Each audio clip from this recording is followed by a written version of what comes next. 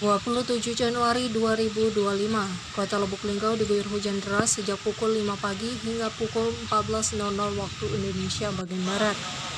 Hujan deras ini mengakibatkan debit air sungai menjadi meningkat, termasuk di objek wisata air terjun Waterfang yang terletak di Jalan Yosudarso, Kelurahan Waterfang.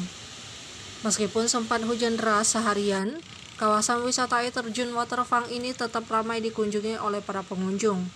Namun pihak pengelola wisata menghimbau agar para pengunjung untuk tetap berhati-hati ketika berada di lokasi, sebab jalan sekitar objek wisata yang masih licin dan becek akibat hujan yang dapat menyebabkan bahaya di sekitar.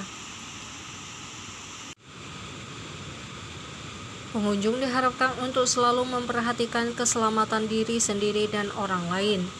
Pastikan untuk memakai sepatu yang sesuai dan berpegangan pada pagar atau pegangan yang tersedia. Jangan lupa untuk membawa payung atau jas hujan untuk melindungi diri dari hujan. Dengan demikian, pengunjung dapat menikmati keindahan air terjun Waterfang dengan aman dan nyaman. Intan Kurnia Hamdani, Silam Pari TV melaporkan.